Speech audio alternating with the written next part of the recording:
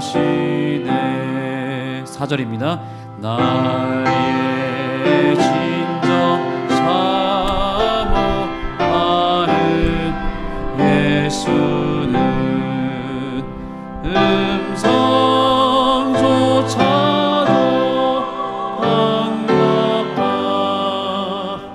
나의 생명과 나의 참 소망은 오직 주 예수뿐일세. 우리 묵상하시고 예배 시작하겠습니다.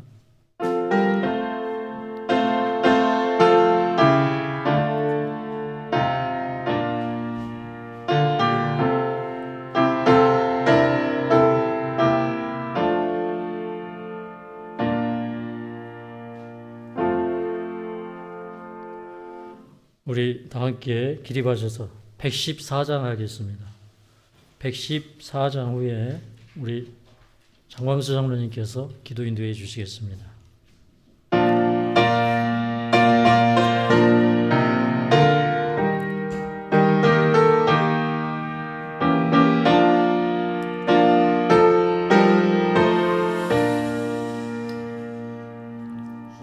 저녁일 모래 신비한 광경 또 일출의 아름다운 그런 모든 것보다도 놀라운 것 주님 날 사랑하시는 것 오 놀라우니 참 신비한 사실 주님 날 참 사랑하신 오 놀라우니 참 이암섭리 주님 날 참 사랑하시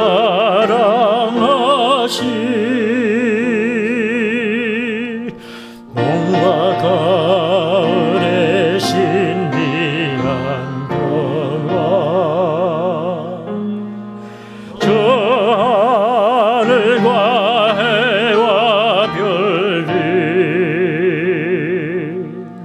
그런 모든 것보다도 놀라운 것 내 맘속에 사투고 있네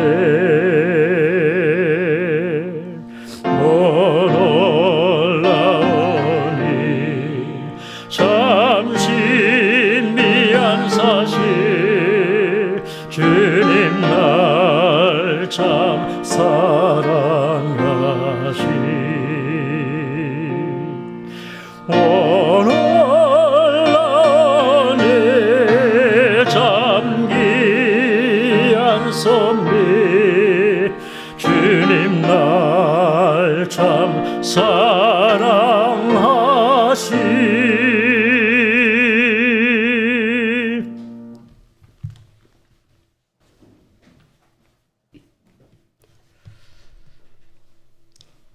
은혜로우시고 자비로우신 하늘에 계신 거룩하신 아버지 하나님, 한 주일 동안 주의 은혜로 살게 하시고 우리의 발걸음을 성전으로 인도하여 주셨사오니 그 은혜를 감사합니다.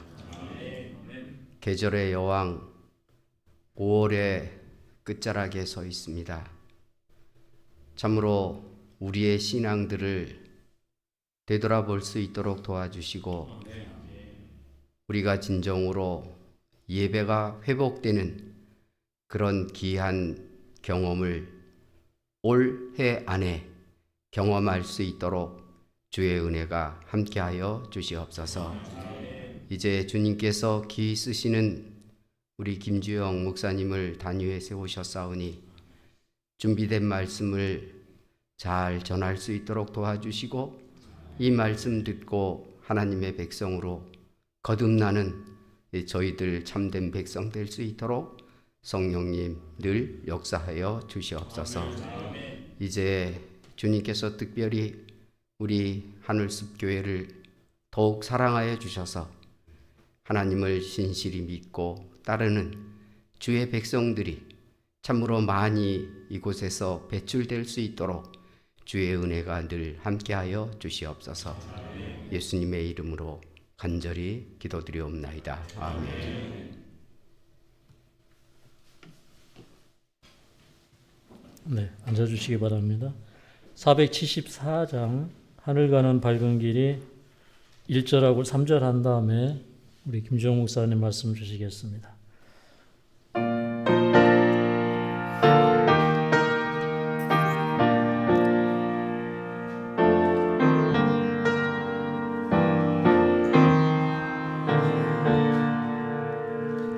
하늘 가는 밝은 길이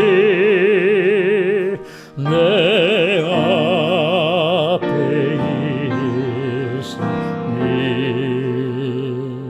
슬픈 일을 많이 보고 늘 고생하여도 하늘 영광 밝음에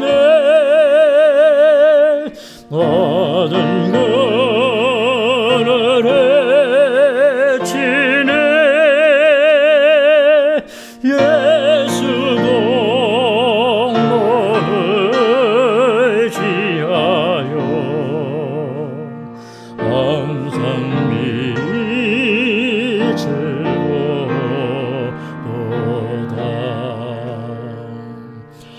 내가 전선 바라보고 가까이 왔으니 아버지의 영광 집에 가실 맘이 나는 부족하여도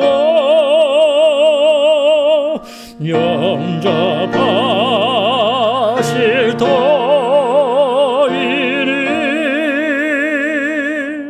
영광 나라 계시는 우리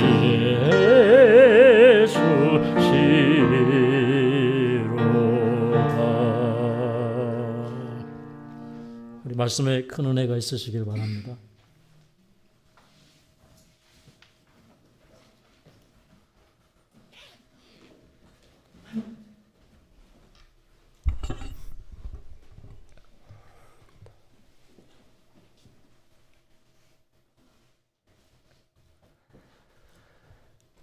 우리 말씀을 사랑하시고 또 하나님의 말씀으로 우리 또 한 주간의 위로와 또 나아갈 길들을 찾기 위하여 우리 시간과 또 장소를 구별하신 모든 여러분을 진심으로 환영합니다.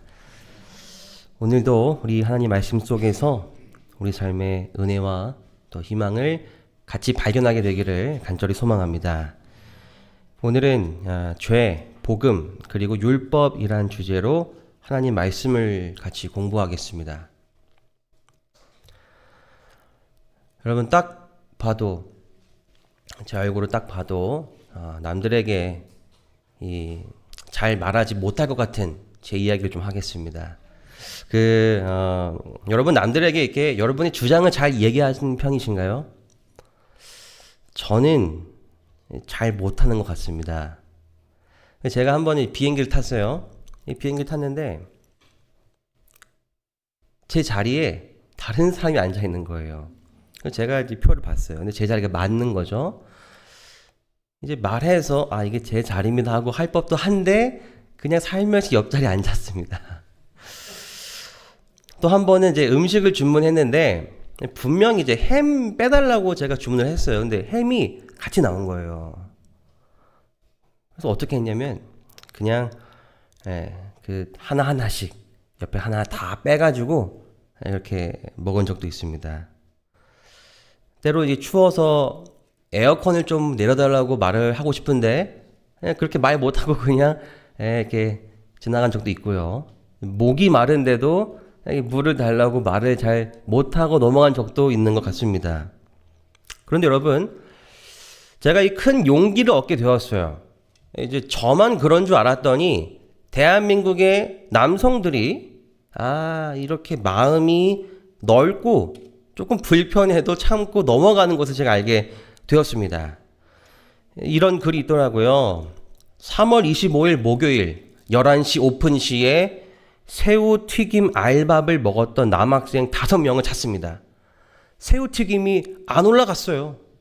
새우튀김 없는 그냥 알밥을 드신 남학생 친구들을 찾습니다. 오시면 바로 뜨겁게 튀겨드릴게요. 만회할 기회를 주세요. 여러분, 참 남성들이 마음이 넓지 않습니까?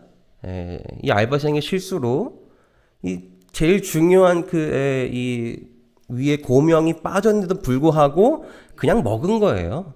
제값 주고 다 그냥 먹은 겁니다. 마음이 참 넓죠. 근데 제가 이제 살다 보니까 우리 여성분들이 더 마음씨가 넓은 것 같습니다. 남성들과 함께 살아주기 때문에 그런 것 같습니다. 여러분, 참 우리가 어떤 상황에서 무언가를 말할 때 머뭇거리는 경우가 있습니다. 특히 이게 다른 사람이 마음을 조금 불편하게 하는 것 같은 말이라면은 우리가 말을 좀 머뭇거리는 때가 있어요. 그냥 넘어가는 게 더 편해서 그냥 넘어가는 때도 있지 않습니까? 근데 우리의 신앙에도 우리의 신앙 생활에서도 이러한 심리 현상이 등장할 수 있다는 것입니다. 우리 사회가 너무나 이 죄에 익숙해져 있어가지고 나도 모르게 이 죄를 가볍게 여기고 있다면, 혹은 이 죄를 죄라고 말하는 것이 이건 잘못된 것 같아 라고 말하는 것이 그 사람을 불편하게 하고 우리의 어떤 모임을 불편하게 하고 감정을 상하게 하기 때문에 그냥 마음 편하려고 넘어간다면 결국 우리는 죄와 함께 살기로 선택한 거고 하나님으로부터는 점점 멀어지는 삶을 살게 된다는 것입니다. 우리 모두 다 죄인이죠.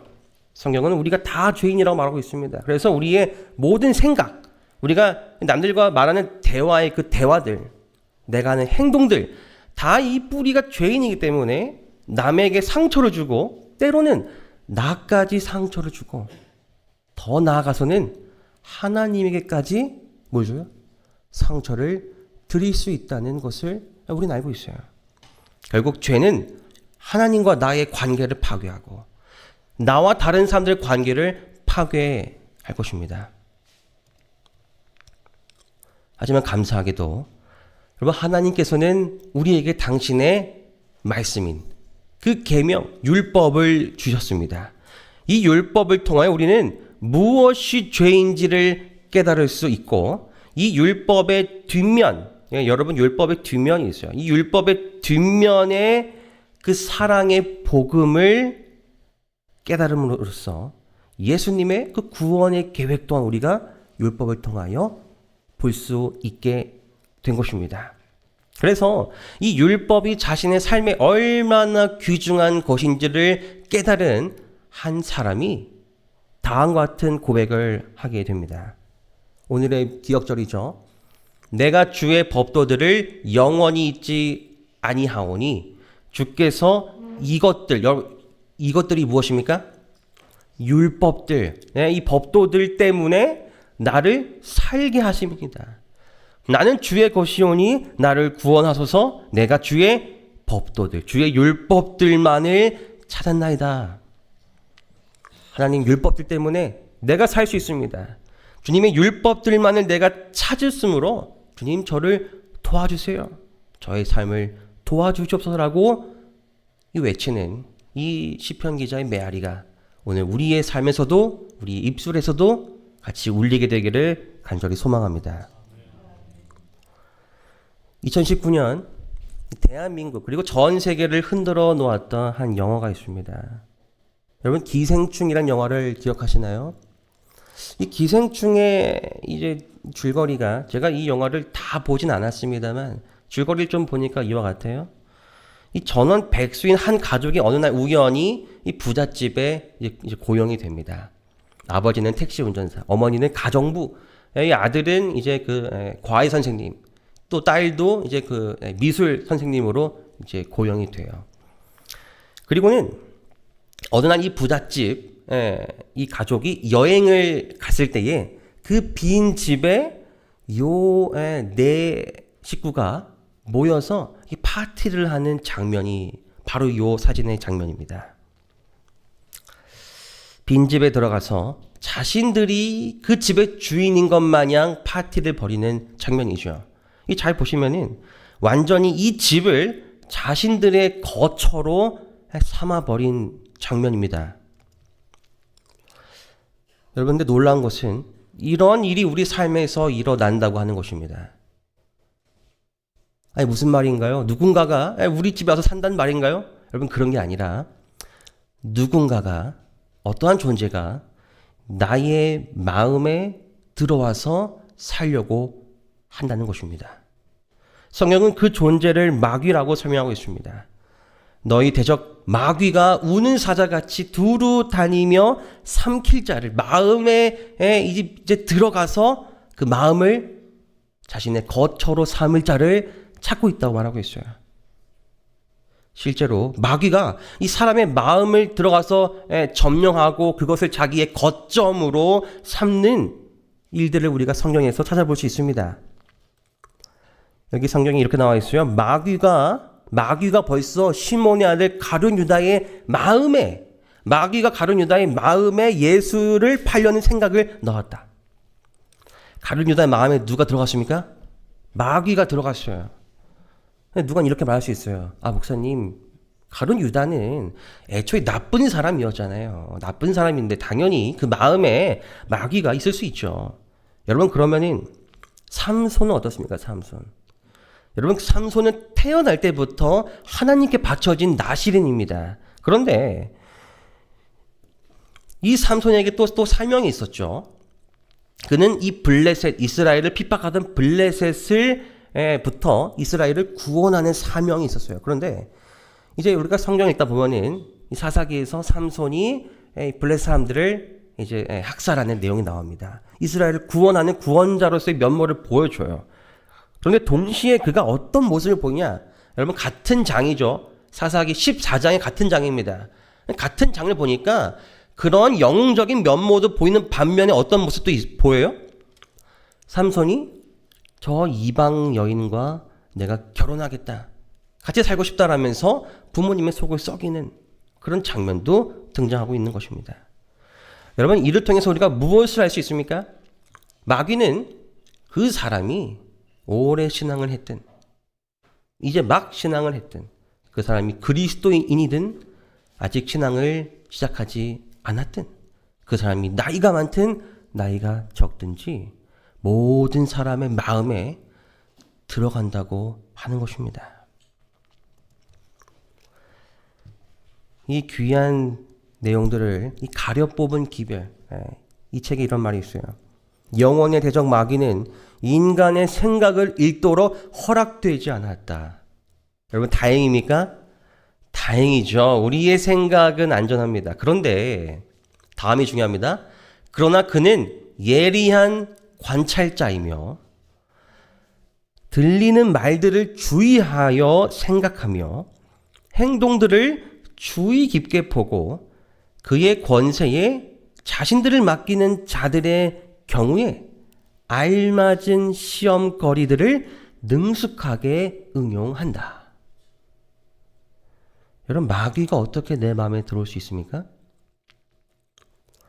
내 생각을 읽지는 못하지만 내가 평소에 내뱉는 말들이나 내가 평소에 보는 것들, 내가 평소에 시간을 쓰는 것들을 마귀가 잘 유심히 보고 있다가 얘가 지금 요것에 관심이 있구나.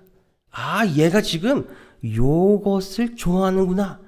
라고 힌트를 얻으면 그것을 응용하여 가장 나에게 유혹거리가 될 수 있을 것 같은. 바로 요즘 그런 얘기 많이 쓰죠. 맞춤형. 맞춤형 쓰는데 사단도 나에게 맞춤형 유혹거리를 보낸다고 하는 것입니다. 그래서 나에게 맞춤형 유혹거리를 통해서 내 마음속에 어떻게든 들어오려고 최선을 다한다고 하는 거죠. 여러분, 제가 이 음식을 다 잘 먹게 생겼지만 제가 절대 못 먹는 게 있습니다. 그것이 바로 뭘까요?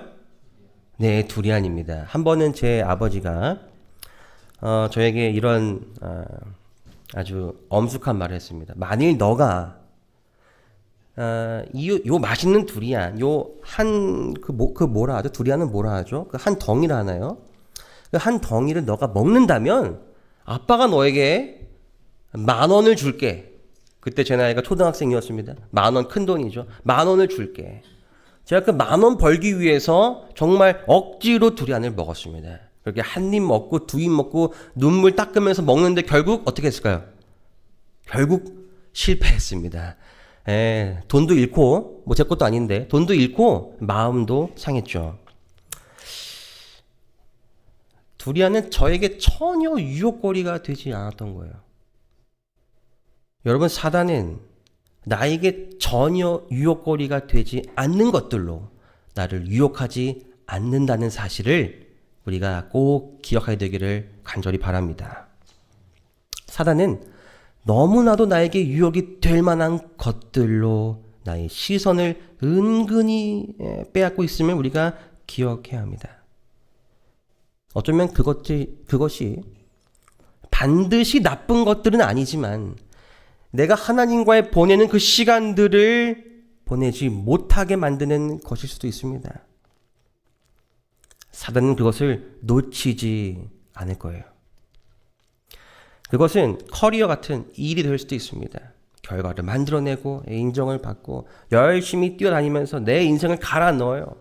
그렇게 이 직장에서 나의 가치를 증명하고 싶은 마음. 여러분, 이게 나쁜 게 아니죠. 그런데 내가 이 일에 시간을 몰두할수록 누구도 같이 본다고요?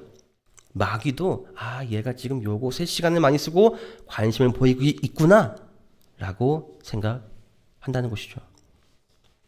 돈을 많이 벌고 또 좋은 정보들을 얻기 위해서 우리가 유튜브를 보기도 하고 사지도 않으면서도 이제 막 쇼핑도 하지 않습니까?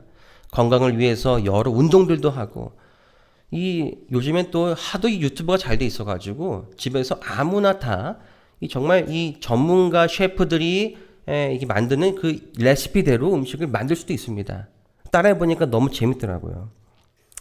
그런데 내가 그렇게 이런 것들에 시간을 쏟으면 쏟을수록 사단은 얘가 지금 뭐라고요?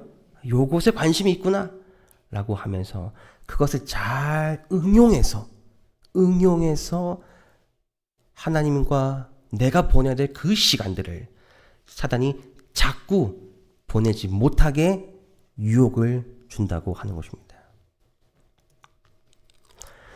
이제 말씀을 깨닫고 우리 모두가 사단이 내 마음을 그의 거점으로 삼지 않도록 방어하게 되기를 간절히 바랍니다. 여러분, 그 방법을 성경은 다음과 같이 알려주고 있어요. 예수님의 기도입니다. 예수님께서 산으로 가서 밤이 새도록 기도하십니다. 또 다른 구절에서는 새벽에 아직 밝기도 전에 한적한 곳으로 가십니다. 여러분 보시면 노란색은 뭐죠? 노란색은 시간이고요. 초록색은 무엇입니까? 장소입니다. 또 마태복음 14장에 보니까 무리를 보내신 후에 기도하러 따로 혼자서 산으로 가십니다. 그리고 보니까 이때는 날이 이제 저물고 있어요.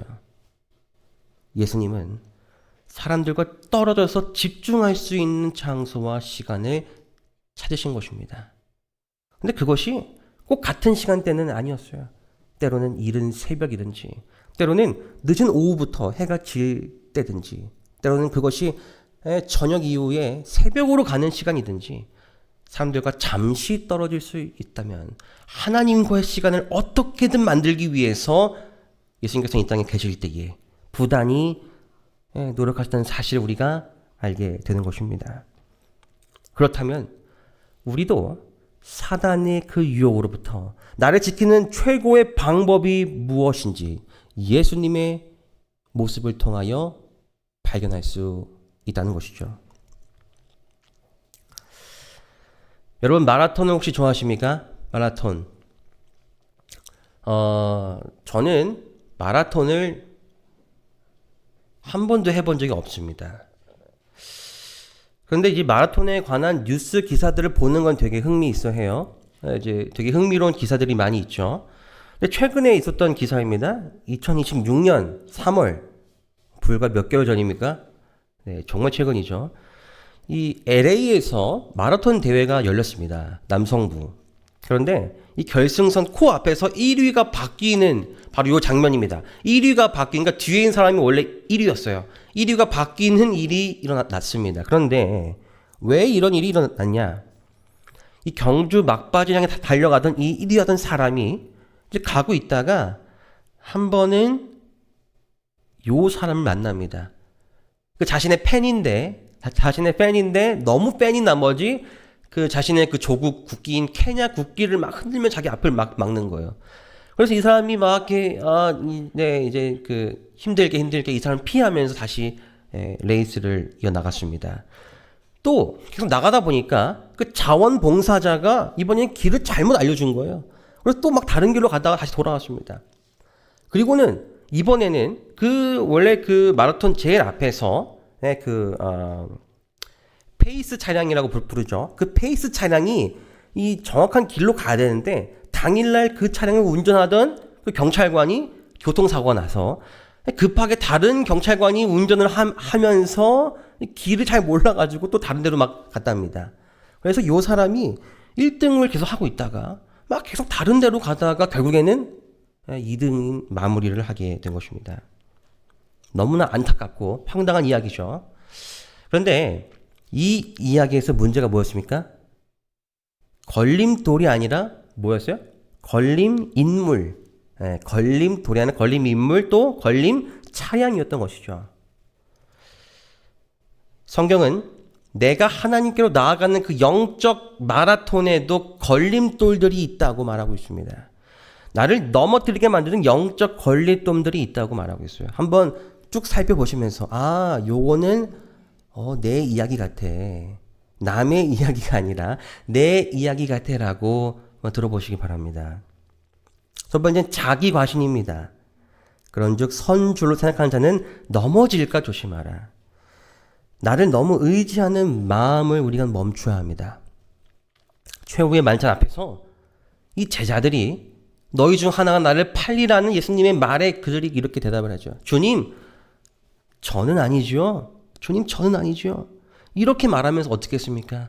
그 겟세마네 동산 그 밤에 모두가 옛 주님을 떠나지 않았습니까? 자기를 과신하는 마음이 우리의 영적 걸림돌이 될 수 있다는 것입니다. 두 번째는 자기 자랑입니다. 성경 말씀은 이것입니다. 구제할 때, 남을 도와줄 때에 외식하는 자가 사람에게서 영광을 받으려고 회당에서 이 거리에 사는 것과 같다. 남을 도와줄 때 자신이 얼마나 훌륭한지 남에게 자랑하는 마음도 여러분 걸림돌이 돼요. 말씀을 보니까 이 사람이 선한 일을 하고 있습니다. 그렇죠? 구제일, 남을 도와주는 아주 좋은 일입니다. 그런데도 불구하고 뭐예요?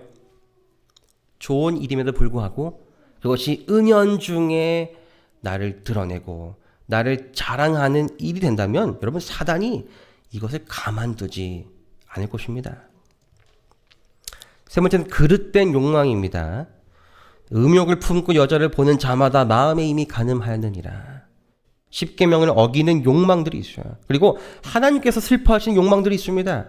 이러한 종류의 모든 욕망들은 그 마음에서부터 우리가 그 돌들을 다 빼내려고 제거해야 한다고 결심해야 합니다. 네 번째는 남을 비판하고 판단하는 마음입니다. 너희가 비판하는 그 비판으로 너희가 비판을 받을 것이다. 남에게 너무 비판적이고 다른 사람들을 섣부르게 판단하는 일을 우리가 멈춰야 합니다. 심판자는 오직 누구십니까? 이 사람을 심판하는 분은 내가 아닙니다. 내가 아니라 바로 하나님이시기 때문에 우리가 다른 사람들을 비판하고 판단할 이유가 전혀 없다는 것이죠. 오히려 이런 마음은 나를 하나님께로 가까이 가지 못하게 한다는 것을 깨달아야 합니다. 다섯 번째 걸림돌은 미움과 증오입니다. 너희 원수를 사랑하며 너희를 박해하는 자를 위하여 기도하라. 미워하는 대신에 기도하라고 말하고 있어요. 나와 맞지 않은 사람들이 있기도 하죠. 나를 힘들게 하는 사람들이 있기도 합니다. 그런데 그런 사람들을 미워하는 마음을 우리가 어떻게 돼요? 멈춰야 합니다. 이 마음을 계속 품고 있으면 누가 그것을 계속 응용해서 키운다고요? 사단이 그 마음을 계속 키워서 나의 마음에 자신의 거처를 만들려고 하는 거죠. 내가 다른 사람들을 미워하기 시작하면은 나와 하나님 사이에도 장벽이 세워집니다. 하나님과 기도를 해야 되는데 자꾸 그 사람이 떠올라서 그 사람이 했던 말이 떠올라서 기도가 되지 않는 거예요. 여러분, 그러므로 주님의 능력을 힘입어서 내가 할 수 없는 그 용서를 하나님의 능력으로 우리가 하게 되기를 간절히 바랍니다. 여섯 번째는 가까운 이들에게 성낸다는 것입니다. 제가 교과를 공부하다가 놀랐습니다. 이런 아주 좋은 말도 적어놨구나. 가까운 이들에게 성내. 여러분, 가까울수록 소홀하기 쉬운 법이죠. 가까울수록 함부로 대하기도 쉬운 법이죠. 성경은 말하고 있습니다. 형제에게 노하는 자마다 심판을 받게 된다. 때로는 부모라는 이유로 자녀에게 혹은 내가 조금 더 안다는 이유로 나보다 조금 더 모르는 것 같은 사람들에게 가르치기도 하고 그들을 수치스럽게 만들기도 합니다. 그러나 그 어떠한 이유로도 우리가 나와 가까운 이들에게 성을 내거나 막 짜증을 내거나 비판을 하거나 그들을 수치스럽게 만들어서는 안 될 것입니다. 그 일은 결국 하나님과 나의 관계 또한 멀어지게 만들기 때문에 그런 것입니다. 예수님은 내가 하나님께로 나아가는 그 길에 나를 막아서는 이런 장애물들을 반드시 어떻게든 너가 제거해야 한다라고 간절히 말씀하고 계십니다. 그 말씀들이 바로 이와 같은 말씀들이에요. 만약 너의 손이 너를 범죄하게 하거든 어떻게 해라? 너의 손을 찍어버려라. 너의 발이 너를 범죄하게 하거든 어떻게 하라? 너의 발도 찍어버려라.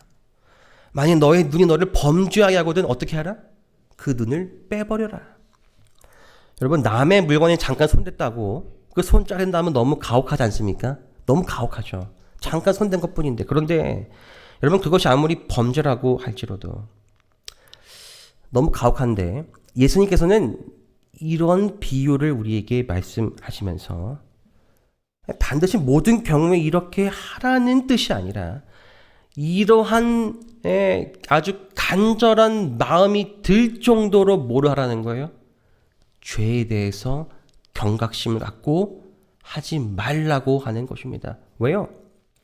그 죄가 한 번, 두 번은 어렵지만 계속 하다 보면은 익숙해지고 부끄럽지가 않아집니다. 그럼 그 죄가 어떻게 돼요? 나를 결국 하나님으로부터 점점 멀어지게 만듭니다. 그래서 예수님께서는 너의 그 죄가 결국 하늘에 이르지 못하게 만든다면은 그 죄를 정말 어떠한 수를 써서라도 정말 어떠한 방법을 통해서라도 제거하여 버리라고 강력하게 우리에게 호소하고 계신 말씀인 것입니다.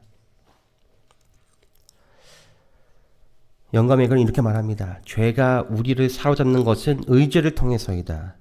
의지를 굴복시키는 것을 눈을 빼버리거나 손을 베어버리는 것으로 표현하고 있다.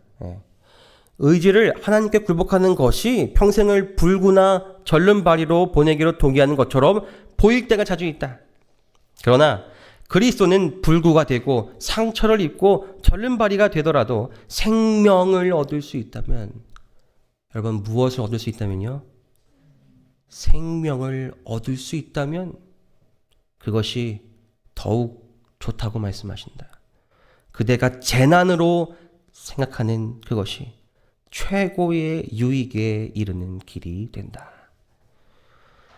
여러분 때때로 화를 내야 되는 상황에서 화를 참는 것이 이 그리스도의 덕목으로 우리는 알고 있지만 세상적 관점에서는 정말 우스운 사람이고 바보 같은 사람이고 남들이 높이 쳐주지 않는 그런 사람으로 보일 때도 있습니다. 그것은 마치 평생을 장애인처럼 살아가는 것 마냥 어딘가 굉장히 불편하고 자유롭지 못한 그런 감정으로 내 삶을 올라맬 수도 있습니다. 하지만 그 모든 장애가 결국 나에게 더 좋은 유익이 된다면 그 불편한 길을 내가 걸은 것처럼 너도 걸어와 다오라고 오늘 나에게 속삭이시는 우리 주님의 음성에 우리가 순종하게 되기를 간절히 바랍니다. 만일 우리가 죄악적인 사상과 감정을 억제하고 그것을 말과 행동으로 나타내지 않는다면 사탄은 경우에 알맞은 그럴듯한 시험거리들을 준비할 수 없으므로 패배하고 말 것이다.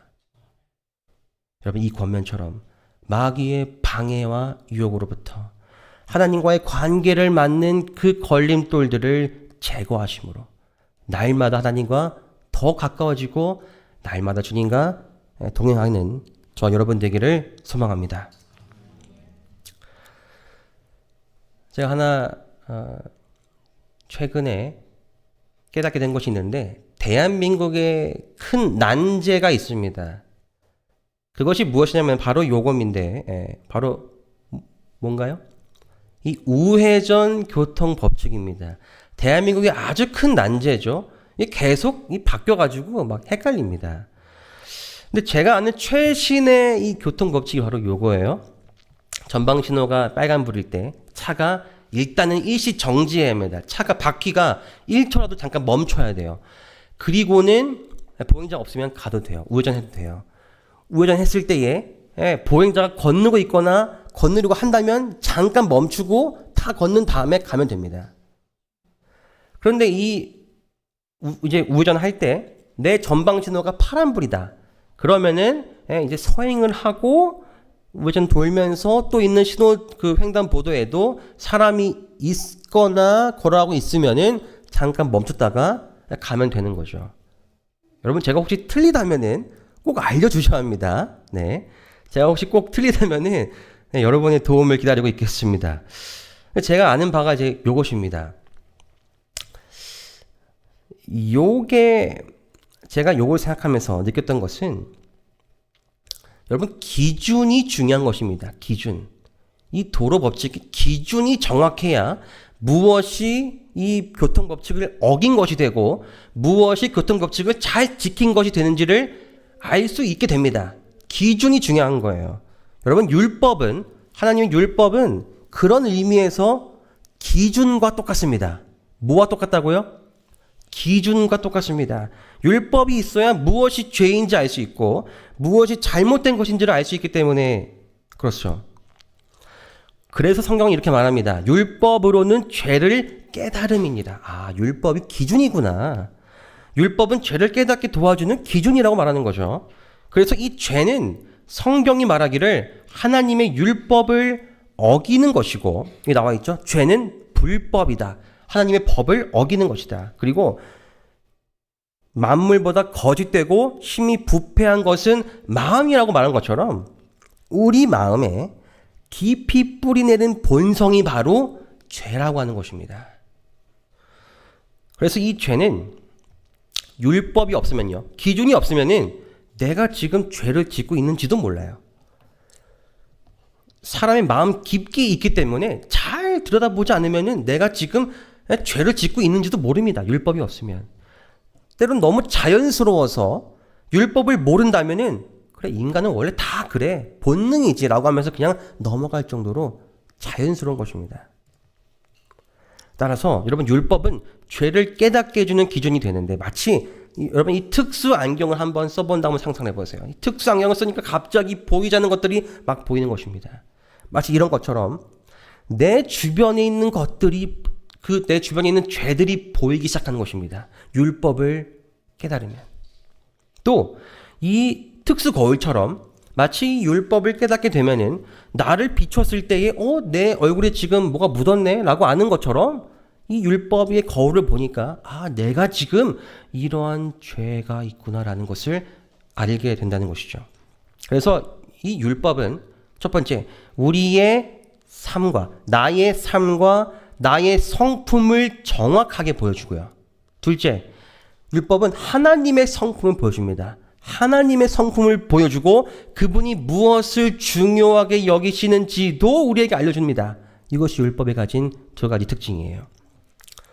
하나님은 시내산에서 모세에게 이 율법을 주셨습니다. 그리고 이 신약 시대에서도 예수님은 이 율법을 높이 지켜 세우셨죠. 이 십계명, 하나님의 율법은요, 사실 이 관계에 관한 것임을 우리가 알 수 있습니다. 관계. 첫 번째부터 네 번째 계명은 하나님과 사람 간의 관계에 관한 계명들입니다. 다섯 번째부터 10번째 계명은 그럼 뭐예요? 사람과 사람들과 사이의 관계에 관한 계명들, 율법들인 거죠. 그래서 이 하나님과 사람의 관계를 안전하게 지켜주는 것이 바로 첫 번째부터 네 번째 계명입니다. 왜요? 내가 만든 사람은 적어도 하나님을 경배합니다. 적어도 우상을 숭배하지 않습니다. 적어도 여호와 이름을 망령되이 일컫지 않습니다. 적어도 안식일을 거룩하게 기억하여 지킵니다. 라고 하는 이 하나님의 품질 보증서가 요 10계명이기 때문에, 요 10계명만을 잘 지킨다면 누가 안전한 거예요? 사람이 안전하고 행복하게 살 수 있지 않습니까? 그래서 요 10계명의 첫 번째, 네 번째 계명은 사람과 하나님 사이의 그 관계를, 올바른 관계를 유지시켜주고 안전하게 지켜주는 그 역할을 한다는 것입니다. 여러분, 놀이공원에 가면은 롤러코스터를 보통 가장 무서워하죠. 여러분, 롤러코스터를 좋아하시나요? 저는 되게 좋아합니다. 제가 되게 겁이 많는 것처럼 보이지만 제가 세상에서 가장 무서운 놀이기구 3개를 다 탄 사람입니다. 나중에 한번 기회 되면은 보여드리겠습니다. 그런데 제가 정말 무서워하는 것이 있습니다. 뭐 스카이다이빙도 해보고 제가 별거 다 해봤는데 진짜 제가 못하는 게 있어요. 그것은 바로, 혹시 보신 적이 있을지 모르겠지만 스카이워크입니다. 스카이워크. 여러분, 스카이워크가 뭐예요? 그냥 이렇게 투명 바닥에, 높은 데서 투명 바닥을 걷는 거죠. 제가 그거는 절대 못합니다. 제가 고소공포증이 있는데, 특별히 좀 재밌는 게 뭐냐면은 안전벨트가 있는 것들은 제가 웬만하면 다 해요. 스카이다이빙도 안전벨트가 있죠. 롤러코스터도 다 벨트가 있죠. 근데 스카이워크는 안전벨트가 없어요. 그래서 제가 너무 불안해서 스카이워크는 진짜 눈을 질끈 잊고 웬만하면 건너지 못합니다. 뭔가 안전장치가 있어야 제 마음이 좀 안심이 되나 봐요. 마찬가지로 하나님께서도 이 율법, 이 10계명을 단순히 죄를 깨닫는 안경이나 거울로만 주신 것이 아니라요, 나를 보호해주는 안전벨트로 주셨음을 우리가 믿으시기 바랍니다. 예수님은 하나님의 그 율법을 완전하게 하려고 이 땅에 오셨어요. 하나님께서는 모세에게 시내산에서 당신은 율법을 주셨습니다. 그런데 이 이스라엘 백성들이 그 율법을 제대로 지키지 못하고 그 율법을 오해하게 돼요. 그래서 예수님은 그 오해된 율법을, 하나님의 율법을 다시 제대로 알려주시고자 이 땅에 오신 것입니다. 그 율법의 핵심이 바로 사랑입니다. 사랑. 너희가 나를 사랑하면 나의 계명을 지키리라. 여러분, 요 뭐뭐 하면 영어로 뭡니까? if죠. if절. 이게 뭐예요? 조건절입니다. 그렇죠? 그래서 너희가 나를 사랑하면이 뭐예요? 앞에가 조건이에요. 너희가 나를 사랑한다면, 조건이 충족된다면 결과가 무엇입니까? 나의 계명을 너희가 지킬 거야. 이겁니다. 그럼 반대가 아닙니다. 너희가 나의 계명을 지키면 너희가 나를 사랑하는 걸 거야. 이게 아닙니다. 너희가 나를 사랑한다면 내 계명을 지킬 거야. 우리가 하나님을 사랑하면 하나님의 율법을 지킬 것입니다. 마치 내 배우자를 사랑하기 때문에 배우자와의 약속을 중요하게 여기는 것처럼, 내가 내 자녀를 사랑하기 때문에 자녀와 어린날에 했던 약속을 꼭 지키는 것처럼 말입니다. 그러나 사단은 이 율법을 사랑과 분리시키려고 무진장 애를 써요. 율법은 지키기 어려운 것이다. 하나님은 나에게 율법을 지켜야 한다고 강요하신다고 인류를 속이고 있습니다. 그 결과로 많은 사람들이 하나님의 율법을 변경하거나 율법의 가치를 훼손하고 차이를 두어서 구약을 믿지 않는 등의 신앙을 보이지 않습니까? 혹은 너무 율법만을 강조해서, 사랑 없는 율법만을 강조해서 살아가는 믿음도 있지 않습니까? 그러나 요 로마서의 말씀처럼 사랑은 율법의 완성임이 틀림없습니다. 사랑을 떼어둔 채 율법을 말하는 것은 아무런 의미가 없어요. 우리가 얼마나 율법에 대해서 이야기한들, 여러분 그러면 우리가 이렇게 살아야 합니다, 저렇게 살아야 합니다, 이러한 율법을 우리가 지켜야 합니다 라고 아무리 말한들 뒤에서 회초리 들고 뒤에서 막 큰 소리 치고 사랑이 없으면 아무리 강조한다 한들 율법은요, 놀랍게도 구원을 이야기해 주지 않습니다. 이 말씀 다 같이 한번 읽어볼까요? 그러므로 시작. 그러므로 율법의 행위로 그의 앞에 의롭다 하심을 얻을 육체가 없나니 율법으로는 죄를 깨달음이니라. 여러분 이 말씀을 꼭 기억하시기 바랍니다. 율법으로는요 구원을 얻을 수 있느니라가 아닙니다. 율법으로는 죄를 깨닫기만 할 뿐입니다. 율법의 행위로 그의 앞에, 하나님 앞에 의롭다 하심을 얻을 사람이 아무도 없다고 하는 이 말씀을 우리가 꼭 기억해야 합니다. 성경 말씀대로 율법은 단지 나에게 하나님의 성품과 그분의 관심사를 알려주는 것이기 때문에, 내가 지금 하나님의 성품에 비하면, 하나님께서 원하시는 것에 비하면 내가 얼마나 지금 그 율법의 울타리부터 멀리 떨어져 있는구나, 그 거리를 아는 것이, 그 기준이 율법이기 때문에 율법으로 통해서는 내가 구원을 얻을 수 없다는 겁니다. 오직 그리스도의 사랑을 통해서, 그리스도의 그 십자가의 은혜를, 보혈을 깨달음으로써만 우리가 구원을 얻을 수 있기 때문이죠. 율법은 나에게 하나님과 나 사이의 관계를 알려주고 나와 다른 사람의 관계를 알려주므로 내가 원래 어떤 존재로 창조받았는지를 깨닫게 도와줍니다. 그리고 그 기준에 있어서 내가 얼마만큼 떨어져 죄 가운데 살고 있는지를 깨닫게 도와줍니다.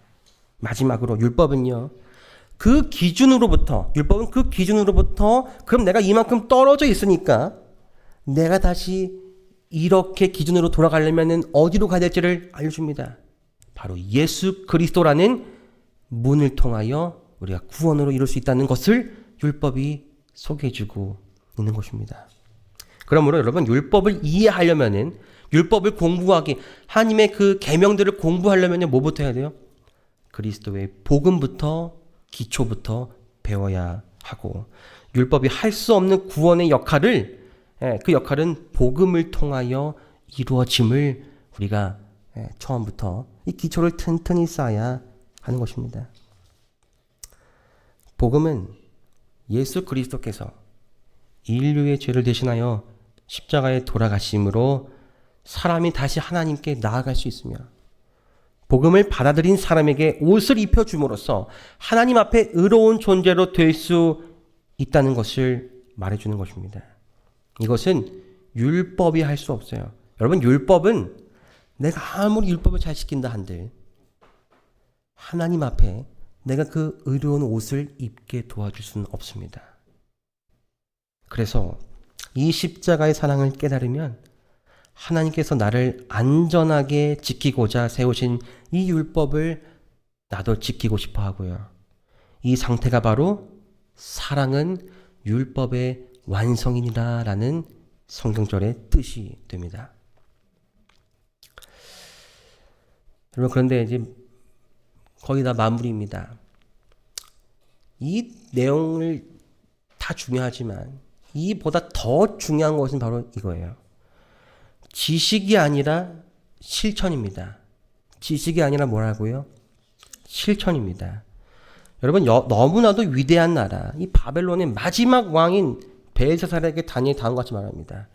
벨사살이요, 왕은 그의 아들이 되어서 이것을 다 알고도 아직 마음을 낮추지 아니하더니. 저는 이 말이 너무나 중요하게 와닿아요. 이것을 다 알고도. 여러분, 벨사살은 그의 할아버지 느부갓네살 일을 다 알고 있었습니다. 그는 여호와 하나님에 대한 지식이 있었어요. 여호와 하나님께 그런데 그분을 섬기지 아니하고 그분을 모욕하는 죄를 범하게 됩니다. 이것은 단지 벨사살의 이야기만은 아닙니다. 저와 여러분의 삶에서도 똑같이 울려 퍼지는 이야기입니다. 너는 이것을 다 알고도, 넌 이것을 다 알고도. 여러분, 하나님에 대해 아는 것, 지식은 매우 중요하죠. 성경이 말하지 않습니까? 영생은 하나님과 예수 그리스도를 아는 것이라고 말하고 있습니다. 아는 것. 여러분, 지식은 중요합니다. 지식이 있어야 그 다음 단계 믿음이 생겨요. 그런데 그 지식이 그냥 그 알면서 멈추고 행함으로 이어지지 않는다면은 그 지식이 나를 변화시키지 못하고 하나님께 대한 헌신과 그분에 대한 열정이 그분과의 동행을 깊게 걸어가게 만드는 일로 이끌지 못한다면 그런 지식은 아무런 소용이 없다는 것입니다. 예수님의 비유는 우리에게 큰 교훈을 주고 있어요. 나더러 주여 주여 하는 자마다 다 천국에 들어갈 것이 아니요 다만 하늘에 계신 내 아버지의 뜻대로 무엇입니까? 행하는 자라야 들어가리라. 다 알고도 안 하면 의미가 없다는 것입니다. 그래서 말하죠. 사람들이 놀라운 능력으로 일하는 모습의 기사가 있습니다. 막 귀신을 쫓아내고 막 놀라운 이적을 베풉니다. 그런데 그때에 이들을 향해서 예수님은 이렇게 말씀하세요. 내가 너희를 도무지 알지 못하나니 뭐 하는 사람들입니까? 불법을 행하는 자들아. 근데 위에 보니까 위에 내용이 불법이에요. 불법처럼은 보이지 않습니다. 그런데 불법이라 말하고 있어요. 아까 말씀처럼 불법은 뭡니까? 죄죠. 죄. 이들은 불법을 행하는 자들, 즉 죄를 품고 있었던 자들임을 성경은 말하고 있습니다. 하늘에 들어가지 못할 죄를 품고도 뭘 할 수 있어요?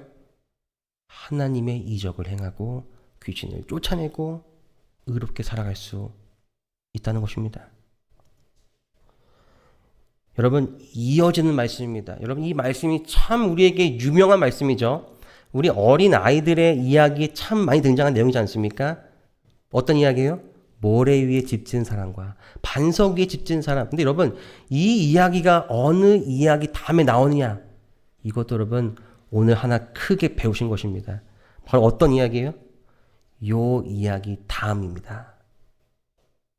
요 이야기 다음에 내가 너를 도무지 알지 못한다라고 말하면서 예수님 이렇게 말씀하세요. 누구든지 나의 이 말을 듣고 행하는 자는, 그리고 나의 이 말을 듣고 행하지 아니하는 자는, 세상은 딱 두 부류의 사람으로만 나뉠 것입니다. 말씀을 듣고 계명을 깨닫고 그 말씀대로 따라 살아가는 사람과 말씀을 듣고도 이것을 다 알고도 행하지 아니하는 자들. 여러분은 어느 쪽에 서기로 선택하시겠습니까? 우리 모두가 다 말씀을 듣고 행하는 자들이 되기를 간절히 원합니다.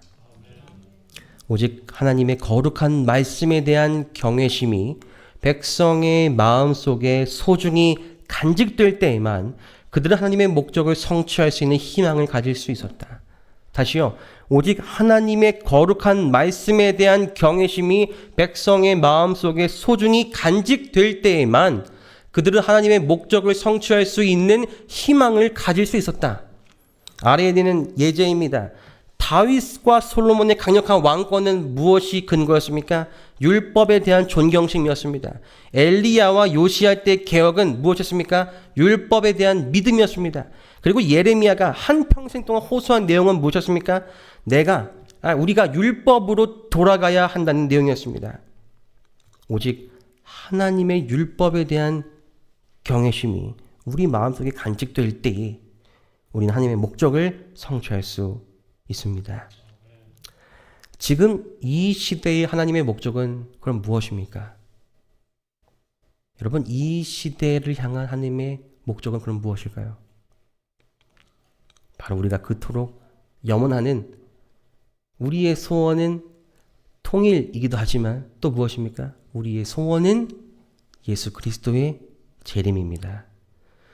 예수님의 재림은 이 하나님의 남은 백성들이 율법, 하나님의 계명에 대한 경외심을 갖고 그들의 마음속에 그것을 간직하고 살아갈 때에만 이루어진다는 믿음을 우리가 갖게 되기를 간절히 바랍니다. 여러분, 우리는 바로 그런 사명을 가진 교회입니다. 그리고 하나님은 평생을 율법을 지키며 세상적으로는 참 불편하게 살아가고 참 어리석게 살아가는 사람처럼 보이지만 하나님의 시선에서는 가장 안전하게 살아가는 우리 중에 그 한 사람을 통하여 당신의 목적을 이루신다는 사실을 우리가 믿게 되기를 간절히 바랍니다. 그 희망을 품고 사단의 유혹으로부터 나와 하나님의 그 관계 속에 있는 그 앞에 놓여진 여러 장애물로부터 우리가 이겨내고 승리하는 우리 각 성도가 되기를 바라면서 말씀을 마치겠습니다. 기도하시겠습니다. 하늘에 계신 우리들의 아버지 하나님, 오늘 이 저녁에 주님께서 우리에게 귀한 권면을 주심에 감사드립니다. 주님, 우리에게 율법을 선물을 주심에 정말 감사드립니다. 율법이 없었더라면 주님께 되돌아가는 길이 무엇인지를 몰랐을 터이고 내가 지금 그냥 이렇게 살아도 문제가 없다는 착각 속에 살고 있었음이 뻔한데 주님, 우리에게 말씀을 주시고 우리에게 기준을 책정해 주셔서 우리가 어떻게 해야 주님께 돌아갈 수 있는지를 알려주심에 감사드립니다. 그러나 주님, 때로는 내 삶이 너무나 힘들고 버겁기 때문에 하나님께서 말씀하신 그 모든 율례와 법도와 계명들 앞에 때로는 무너지고 때로는 연약한 믿음 때문에 범죄하고 살아가고 있음을 고백합니다. 주님, 우리가 주님 앞에 이러한 우리의 죄들이 떠오를 때마다 무릎 꿇게 도와주시옵시고 그 꿇은 무릎과 그 무릎에서 나오는 나의 간절한 음성을 주님 들어주셔서 나의 고백이 주님의 마음을 울림으로 저의 삶을 바꿔줄 수 있도록 인도하여 주시옵기를 예수 그리스도의 이름으로 간절히 기도드립니다. 아멘.